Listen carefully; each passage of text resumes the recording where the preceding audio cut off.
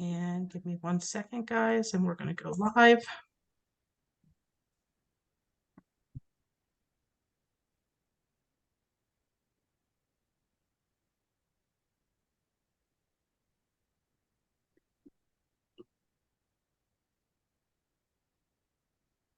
And here we go.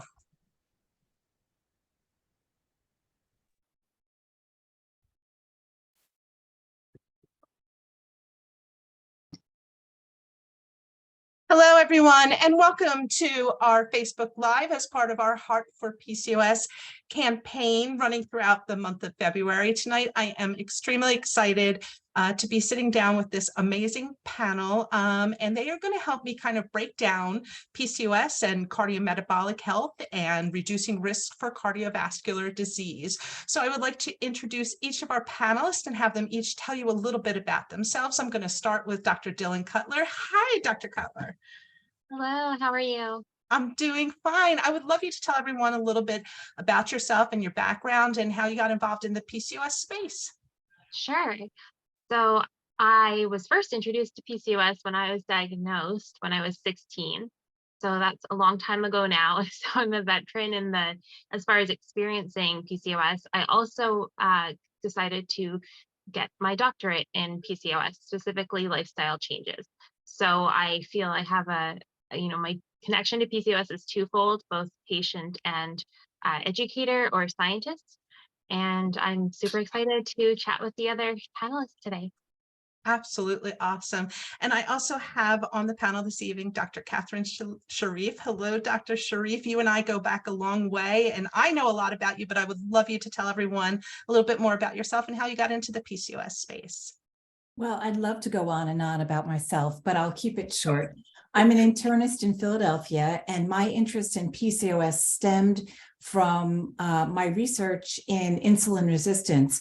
And I was trying to figure out why do people become insulin resistant, what are the factors and so on, and found this special group of people women with high testosterone and insulin resistance. And so that's how I learned about PCOS. And so my interest in PCOS is more than fertility or irregular periods, but it's more why and how do things like fertility and irregular periods put you at risk for heart disease and diabetes and other medical issues. One special note about Ashley is that Ashley and I starred in Mystery Diagnosis. I think the first show was in 2006 on the Discovery Health Channel, and it was actually Ashley who starred. And I just gave some medical expertise background about PCOS. But that show on Mystery Diagnosis still is broadcast around the world again and again and again, almost 20 years later.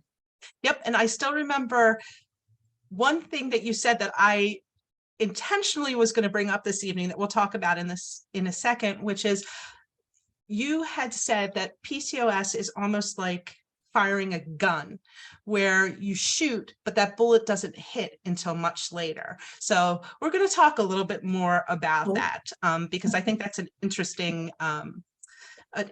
perspective.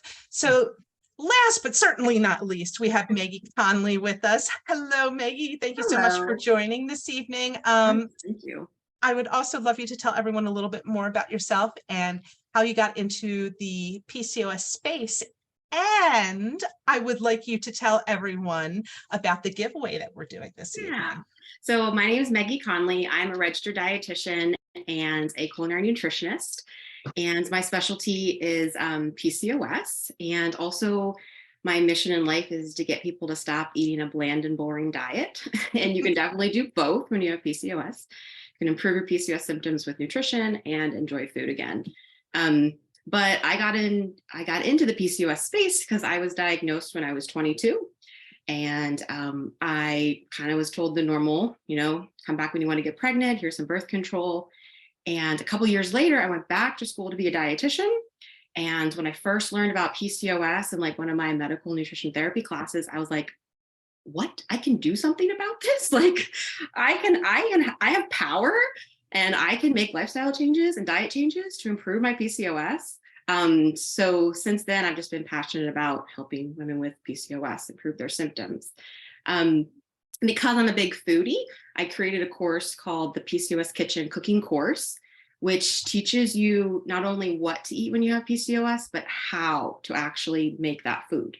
That's been the biggest barrier that I've seen when working with clients and 10 years as a dietitian, is the implementation of like, what does a healthy meal look like? How do I eat more vegetables? How do I eat more whole grains, beans, things like that? So I created this course, and that's going to be a part of the giveaway for today. So you get access to the PCOS Kitchen Cooking Course, which also includes 1-year access to the community where you get to ask me questions. We have a monthly Q&A session, and you also get weekly meal guides sent to your email. And you'll learn all about what to eat for PCOS without having to stress in the kitchen and stop being overwhelmed. So there. I love it. I love it. So I wanted to start off by doing kind of a little bit of a round robin and asking each of you to respond to my first question. For the longest period of time, the focus for PCOS has been on infertility. And in fact, most websites, government providers, you will see refer to the term that PCOS is a condition of reproductive aged women, which to me is like nails down a chalkboard, because I think we're missing some of the most important elements of what PCOS is and what it can do to us. So I would love each of you to talk a little bit about why it's important to recognize the metabolic and the hormonal aspects of PCOS and how they affect our lives. And Dylan, I am going to start with you on this. Absolutely. So as you mentioned, when we focus on the fact it's reproductive age, we are forgetting that there's so many other systems of the body that are impacted by PCOS. And myself being a holistic educator, I like to think that the whole body is connected. And so therefore, if we have something going on with our ovaries, it's likely going to affect other systems of the body. And like furthermore, also to mention or to say that it just affects women is incorrect as well. Is there's a group of trans men, intersex people that also experience PCOS. So it's important to be inclusive when we talk about the language if we want to raise awareness. And yeah, I'll let the panelists share more. Meggie, what is your take on this? Well, again, that makes me really angry when people think it's just reproductive age, because women with PCOS are at such increased risk of developing diabetes and insulin resistance, and we'll also talk about as heart disease as well. And again, I think it puts the value on our lives only during our reproductive age. Like, women are only important when we're reproducing. And because you're at such high risk of developing diabetes at a younger age, it's really important to start those lifestyle changes early. So PCOS is not, there's no cure. You're going to continue to have it throughout your lifespan, and you need to learn how to manage it with diet and lifestyle changes so you can prevent those chronic diseases. You know, if you were to develop diabetes when you're 85, most likely you're not going to have significant, damage to your body. But when you develop diabetes at 35 or 40, you're going to be living with diabetes for a long time and then end up with a lot of the consequences of diabetes. Absolutely. And I don't think people really realize that with PCOS, even girls that are in their teen years, if they're dealing with insulin resistance and maybe as a result have high blood pressure or high cholesterol, they can start developing risk for cardiovascular disease at that age, for atherosclerosis. And I'm sorry, I just said that wrong, but they can develop plaque deposits and have all of these other things that can tax the heart. So Dr. Sherif, I would love to ask you the same question: as why is it so important that we recognize this as a metabolic and hormonal condition? Yeah, well, I agree with Dylan and Meggie that it's important to recognize that it's a metabolic condition, and the fact that it's regarded as a reproductive condition to this day, after all the research has been done, it reflects this these silos that we have in conventional medicine, which is to separate the reproductive on one side. And, medicine has many silos, but one of the hugest silos is OBGYN is over here and everything else is over there. Everything else is medicine. And this is GYN, as if, as I like to say, my patients bring their vagina to every visit. When they see me, they've got it. And it's such an artificial division, and it's just so typical of our culture and typical of Western medicine to polarize things. It's either this or it's this, and there's nothing in between. PCOS is a paradigm of a women's health issue. We have the reproductive organs and endocrinology, metabolism, the liver, the heart, and so on, interact via sex hormones and the insulin, which is another hormone. And so we have to stop looking at it with this artificial division. And the thing is, when you make things black and white, when you polarize, it's much easier to study them, but you're not really studying them, and it's much harder to look at the complexity. It's much harder to study things that way, but that's life. Yeah, absolutely. So with each of your specialties, what are some of the concerns that you've had patients address with you as far as their health beyond just reproduction? Dr. Sherif, I'll start with you on that. Many of my patients who have read about PCOS, many of them have educated themselves. So by the time I see them, they already know a lot. And the number one thing that they're concerned about is diabetes, developing diabetes. They are also increasingly concerned about fatty liver. And when I started practicing 27 years ago, almost nobody had fatty liver. And today I would say that at least 30%, if not more, of my patients with PCOS have fatty liver. Fatty liver is the number one cause of liver transplant in the world today, including the US. It used to be liver cancer or hepatitis B or C was the number one cause for liver transplant, but now it's fatty liver. So all those women who, as you said, are developing things at a young age, developing risk factors for heart disease, they also have fatty liver. And if you have fatty liver year after year after year, and nobody talks to you about your fatty liver, they're like, oh, you got to lose weight. It turns into scarring. It's like drinking year after year, and you go from fatty liver into cirrhosis or scarring or fibrosis of the liver. I'm worried about that because it doesn't get a lot of publicity, and I think we might have lost Dr. Sherif for a moment there. Hopefully we'll get her back on in a moment. But Dylan, I would love to pop this over to you. And what are some of the concerns that maybe you've had as a patient, or that you've seen some of the other patients have when it comes to PCOS and some of the health complications? Yeah, I think a really common one is increased inflammation. And this definitely, it plays a role in our heart health.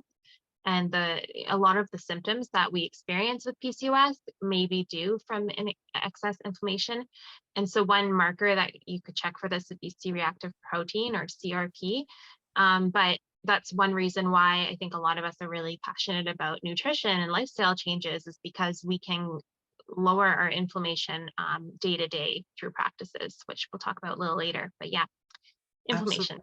Absolutely. And how about you, Meggie? I think some of the most common concerns that patients have when they come to me are definitely diabetes and insulin resistance. And that's common because that's kind of talked about. And like Dylan said, also inflammation, because that's well known. And fatty liver is not talked about a lot, but like Dr. Sherif said, but it definitely should be. The other big concerns that a lot of my patients have are disordered eating patterns because of like a chronic history of dieting. So that's a big concern. And they also come with a lot of like mental health concerns as well.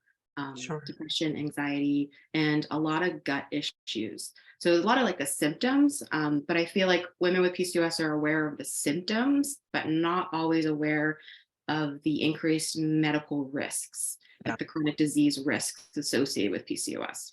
Absolutely. So what can we do about this? Because we know, like, the American Heart Association says that 80% of cardiovascular disease is preventable, and diabetes with certain management can be preventable, and we might even reduce the risk for things like fatty liver. So Dylan, I'm going to start with you. How important is lifestyle, and what are some of the first steps we can take to kind of change things around a little bit? Yeah, absolutely. Lifestyle is the first line approach that we should be taking with PCOS, and that is often only prescribed, I would say, to people in larger bodies, but it's actually important for everyone. And it isn't just about weight loss, it's actually about altering our hormones, altering our quality of living, our mental health. That is what I would like us to target when we talk about lifestyle changes. And so, things like, what we're putting in our bodies, what we're thinking, our thought processes, are they super negative? Are we having pleasure in our day? There's a whole list of things that I would talk about. But to keep it simple, I would say lifestyle is definitely a good starting point, and we can certainly prevent and even manage heart disease with lifestyle. Absolutely. And a big part of that, Maggie, is nutrition, right? And a lot of times people have a hard time finding things that are sustainable, which is what you're kind of trying to change a little bit with cooking and teaching people how to live a healthier lifestyle. So I'd love you to talk a little bit about that. Yeah. And I think it's important to remember that with PCOS, it is like a whole lifestyle approach. Like nutrition is really important, but so are all the other lifestyle factors to improving your symptoms and reducing your risks. But nutrition can be is complicated because there's influencers out there that like to complicate things in our lives. And it doesn't need to be as complicated as we kind of hear or read online, where you don't have to follow super restrictive diets, because there isn't a lot of evidence to support that. There's quite a bit of evidence to support certain dietary patterns that are really hitting at the root issues of PCOS. So a dietary pattern that addresses insulin resistance, that decreases inflammation, and that it can improve your gut health. Yeah. Those are really kind of the keys, and we have to make it sustainable for that long-term success. Because if you're going to try something super restrictive, you're going to go really hard for a month, and then you're going to crash and you're going to go back to your previous eating patterns. So we need to find that sustainable dietary pattern so you can continue it for the rest of your life, because we're going to have PCOS for the rest of our lives, and we just have to learn how to manage that. Absolutely. So one thing I'd like to ask both of you to talk a little bit about is lifestyle management is absolutely like the foundation of helping manage PCOS. But, and I'm glad that Dr. Sherif is back for this, but sometimes lifestyle is not enough. Sometimes we need some additional health. So Dr. Sherif, when lifestyle management doesn't work, first of all, what is that telling us, and what options do we have to kind of improve our health when lifestyle isn't working? Sure. So the way, my approach to PCOS is we have to treat the insulin resistance. And I think of it as a 5-fold approach. Number 1, diet. Number 2, exercise. Number 3, sleep. And people always, if they're going to cut down on anything, it's going to be sleep. And sleep is like water. Sleep is like oxygen. You cannot live without sleep, right? And that can make a huge difference. And people underestimate it because they're busy. They have too much to do, especially if they have children. So after that, we have medications and we have supplements. And there are so many supplements that are insulin sensitizers, and we don't necessarily need to use medications. I see my role as giving people information and not necessarily pushing medications on them. But when women have been unable to lose weight or get to a healthier weight, there's so much blame and shame, and especially coming from physicians, both men and women, who shame people about their bodies. And, you know, you can sit there and get the feeling like you're a bad person. You didn't try hard enough. Oh, it was Christmas. I ate this, I ate, just blame and shame and shame. What I would say is, yeah, no blame and shame. We live in a culture where we are surrounded by bad food from agribusiness. And it is very difficult to eat well, and you have to be so intentional. And it's almost like a full-time job to eat well. And, thank God we have nutritionists like Meggie. And so it's not your fault. You live in a bigger culture. When I didn't have a car and I used to run after buses, I weighed a lot less. Now I have a car, I weigh more. There is so much in so much in our world that encourages us not to move. So many of us work long hours, not just physicians. Lots and lots of people work long hours. Where do you have the time to exercise? And I'm not talking about going to a gym. I'm talking about built in, where you walk to the park, right? And is it safe? And do you have good supermarkets? And can you afford food at Whole Foods, which is so expensive, and so on, and just so on and so forth. And then the thing is, you try to eat right? So people say, well, I eat chicken. I don't eat red meat. Well, your chicken is just as harmful for you as red meat if you don't get organic chicken. But where can you find it? And two, can you afford it? And then you have to prepare it, and so on and so on and so on. I think it's overwhelming. So drugs. So Dylan, what are some simple changes that we can make? Because Dr. Sherif was making some valid points. So what can we do to get started and change the foods that we eat, or the exercise plan that we have? What are simple steps that we can take? Yeah, it is really hard. I second that. And there is a lot of shame, and everywhere we look on social media, it's like, oh, you're not doing it right. Do it this way, do it my way. So my way, as I tell you what I think you should do. But starting with adding more plants into your diet would make me really happy. So something like adding a smoothie into your day. And if you already have a smoothie, then add a handful of greens to your smoothie. And I guarantee that you'll get more antioxidants, nutrients, minerals with what you put in there, fresh fruits, vegetables, or they don't have to be fresh. They could be frozen as well. Yeah, so start with a smoothie. I love it. And Meggie, I feel like this is kind of your wheelhouse, because you come up with all these creative ways to make food not only appealing, but good for you. So what are some of the simple steps that we can take to kind of rethink food and our choices? I think the important thing is to think not what you have to take away, but what can you add to your meals, and stop thinking in the negative. Oh, I can't have bread. Oh, I can't have milk or yogurt or whatever. I can't have this. I can't have that. It's what can I add to my meals? Because if you just start by picking out one meal, like your breakfast, lunch, dinner, snacks, whatever, and start adding, making it more well balanced. So you need to make sure you are combining complex carbs with a protein and a fat at a meal. That's going to help with blood sugar stabilization. My biggest tip, and one of the first things I have my clients do, is take your plate, cut it in half, and add vegetables to half your plate. And then the other half, divide it into quarters and do carbs and then protein. I don't care what you have on your carb section, if it's mac and cheese and chicken tenders, because that's what the kids are eating, and then you add some kind of non-starchy veggie on the other half. It's super simple, because you can basically monitor the amount of carbs you're having, increase your fiber, increase your antioxidants, without having to really change what exactly you're making for your family. Or if you're at your friend's house, you can always eat whatever people around you are eating. So that's one of my first simple steps, is to really, Dylan said, increase plants. And I really suggest making half of your plate vegetables. The non-starchy veggies is one of the simplest ways. I also think people need to eat consistently throughout the day for that blood sugar control. we need to eat every 3 to 5 hours or so and kind of see how you react to foods. How did you feel after your last meal? Did your blood sugar drop? Were you hungry after that meal?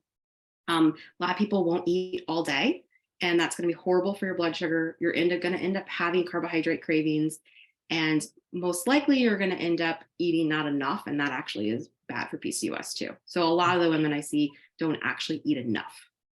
Right. So guys, we're here as part of Heart for PCOS. So we have to talk a little bit more about cardiovascular disease connection to PCOS. So Dr. Sherif, I'm going to start with you. What do we need to know about PCOS and future health consequences like cardiovascular disease? Well, when you develop type 2 diabetes, which women with PCOS are at very high risk for, then you greatly increase your risk for both heart attack and stroke. So it's one of the most important risk factors for heart attack and stroke. Women have an advantage over men in heart disease in that they get it later in life. But when you have PCOS, you accelerate it. And it's as if you, well, not when you have PCOS, when you have type 2 diabetes, you lose that protection that we have from estrogen. So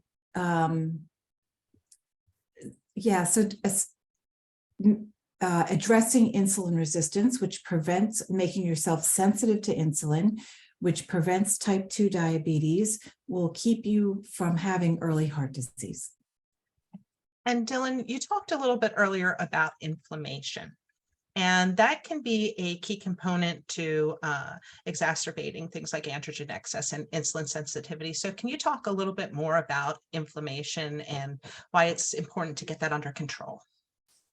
Yeah, so, and I'm glad you mentioned also the androgen, because being hyperandrogenic also increases, it impacts our insulin resistance and dyslipidemia.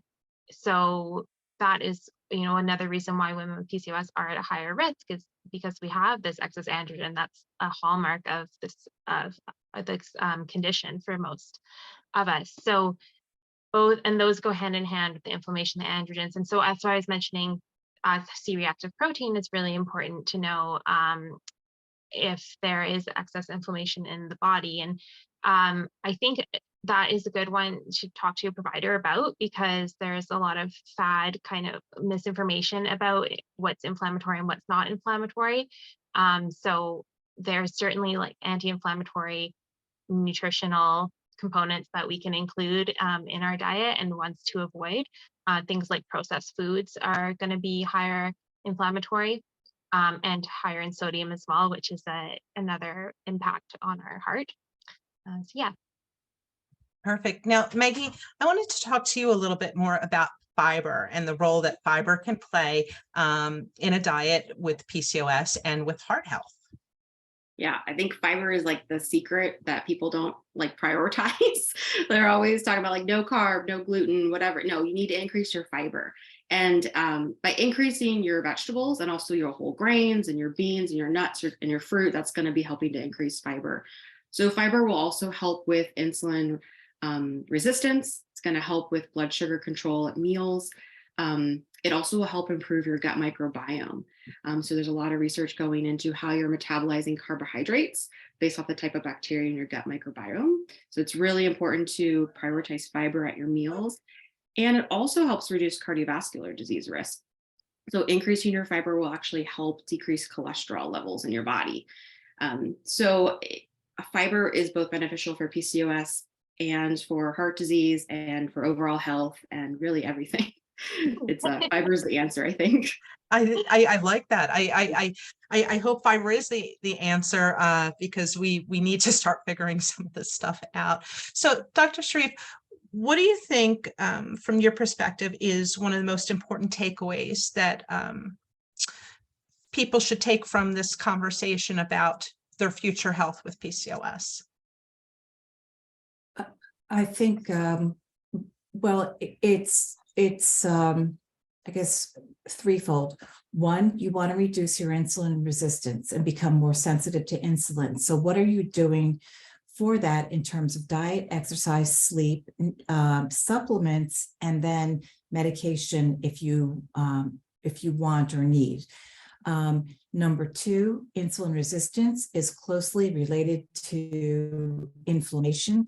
And so I want to echo what Meggie has said. So number two, I think that the bacteria in our gut, the intestinal microbiome, run the show and create inflammation, which creates insulin resistance. And if you want to make your bacteria happy, so that's point number two, is inflammation is related to insulin resistance. So therefore, number three, you must increase fiber. And doctors tell patients all the time, oh, you have to increase fiber. They don't tell them what that means. Mm-hmm. And, a salad does not necessarily have fiber. Lettuce, tomato, cucumber, radish, carrots, bell peppers, they're full of water and they're full of vitamins. They're like vitamin water, but they're not fiber. And what we need as women, I think Meggie and Dylan would agree, is 25 to 30 grams of fiber a day. And you can do it if you figure it out ahead of time. For example, a pear has 7 grams of fiber and an apple maybe 2 or 3 grams of fiber. So you can choose more wisely. So in summary, you can improve your insulin resistance and inflammation by eating more fiber. Sorry, Meggie, I just have to help you out. It's perfect. No. I mean, it's an important message. We need to get that across. Is. And I'll jump on that because that was the main finding of my doctoral research, was that people with PCOS are consuming less fiber than people without, which was also associated with higher insulin resistance. And one of the theories that you kind of touch on is that we don't know exactly what does high fiber mean. And there is this trend to reduce carbohydrates. And unfortunately, in that focus, sometimes we reduce whole grains, which are great sources of fiber. So I would say not to fear whole grains, because we need that, especially for our heart health. And Meggie, what are your thoughts? I think, we're just going to be talking about fiber tonight. I think that is the underutilized nutrient in PCOS, because when you think about fiber, we think about all the foods that have fiber, the whole grains and all the antioxidants and all the phytochemicals and vitamins and minerals that you're getting from whole grains, and then beans and legumes and nuts and seeds and fruits and vegetables. And when you focus your diet on those foods, you're going to be needing that 25 to 35 grams of fiber per day, and then you have room to sprinkle in the other things. So you add some protein into your meals, maybe with animal proteins, or focus on the plant-based proteins. And I think if you focus on including those in your diet a majority of the time, you have room for other favorite foods here and there. So quick question for you guys, since we're on the fiber conversation here. Is there a right way to take your fiber? I mean, should you be getting it through just eating certain foods, or using something like psyllium? Is that effective as well? And we can kind of go around. Dr. Sherif, if you wanted to start with that. Well, I'm a doctor, so I would prefer if you didn't eat well and just took medication. Actually, I am told that bacteria don't care if they get psyllium from a bottle of Metamucil versus food, but I would argue for food because food has so many nutrients in it, so it's not simply fiber. How about you, Dylan? What are your thoughts on that? Yeah, so I'm gonna argue for food. However, there's accessibility issues, as we've mentioned. There's cost issues. There's a lot that can happen in our lives that prevent us from eating whole vegetables and fruits. So if it means a supplement is that or nothing, then I'd rather that. But yeah. And Meggie? obviously I'm going to advocate for food, and because like Dr. Sherif said, there's more than just fiber in a piece of fruit. And there's the antioxidants, which is going to help reduce your inflammation. There's the phytochemicals that we don't really know what do yet. And then the vitamins and minerals, and it's satisfying and it tastes good. You know, TMI, when I was pregnant, I suffered from constipation, and I was like, I eat a high fiber diet already. So I was like, oh my gosh, I must add in like a fiber supplement. And the amount of supplement you have to take for 4 grams of fiber was shocking. And I was like, I could just eat an apple. Like it even like, I was like, why am I doing this? I'm just going to eat an apple because it was 4 grams of fiber for an apple, or taking all this Metamucil. So it was like, oh, like even I had to have like that awakening moment. Yeah. No, and I think that's like a big thing with social media, is that a lot of us, I guess, are so desperate to find answers or to find something that works, that we're doing whatever the next person is doing. And a lot of times I think that leaves us susceptible to some of the big sales on supplements or programs that may not be the best for us individually. So real fast, is it important that with care for PCOS that we individualize our plans? Dr. Sherif, I'll start with you. Absolutely. Okay, Dylan? Yes, and I'm going to say, because even within PCOS, there are at least 4 phenotypes that we know of, maybe more. And, you know, so all of us, anyone that has PCOS is going to have different symptoms. So it's important that even we are individualized. Absolutely. Meggie? Yeah, of course. I mean, nutrition should be individualized. Your care for PCOS should be individualized, because there's all those socioeconomic factors, or environmental factors, or your taste preferences. You know, like the certain diet, you don't have to eat certain foods. It's a dietary pattern. That's what we recommend. So, you know, it depends on, you know, what kind of foods you grew up eating, what kind of foods you prefer. So everything should be individualized for sure. Okay, so I would love each of you to tell everyone how they can get in touch with you if they want to connect with you as a patient, or they want to follow you on social media, or check out more about you. So Dylan, let's start with you. How can people find you? Sure. So I'm most active on Instagram, where my handle is at dr.dylancutler. And I also have a blog where I share a lot of recipes, wellness information, all evidence-based, and that is fruitfuldish.com, and fruitful is with a PH. So feel free to reach out. And Meggie? So I'm on Instagram at your PCOS dietitian, so your.PCOS dietitian, and my website's Be Balanced Nutrition Services RD. And I have a blog there where I share PCOS nutrition information and recipes. And I do a monthly cooking demo. So you can sign up there and you get an email with the recipes. And I just love cooking and sharing my love of food with people. And if you're looking to find out how to take all this information that we've talked about for reducing cardiovascular disease risk with nutrition, and you want to learn how to like implement it in our kitchen and actually eat food that will help you do that, I'm doing a cooking class on February 19th at 8 p.m. And it's free, and it's going to be via Zoom, so you can ask questions. So you can sign up on my Instagram, the link in the bio to sign up. Or if you sign up to my monthly cooking demos, I'm sending up the sign up sheet for there. And Dr. Sherif, how can people find you? You can, if you have a question, I'll be happy to answer it. Can't really give you medical advice, but a general question, Katherine.Sherif@jefferson.edu. Awesome. And before we go, everyone, I have been monitoring the comments, and Meggie has provided a wonderful opportunity for one of our watchers to join her cooking course. Thank you so much for doing this. And we have Allison Tuckman, who is going to be our winner for your course. So congratulations, Allison. Yay, a fellow New Jerseyan. So congratulations to you.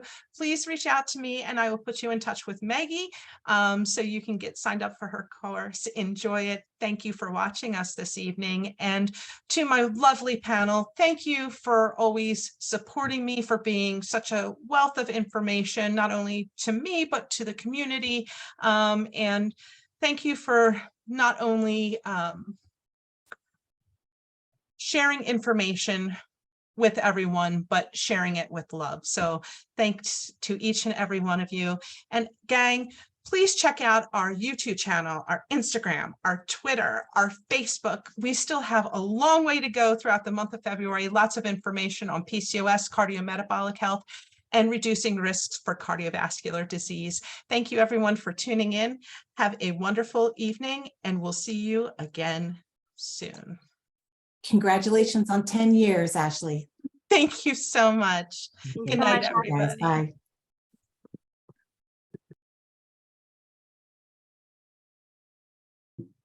Okay, we should now be offline and I'm going to click the button to stop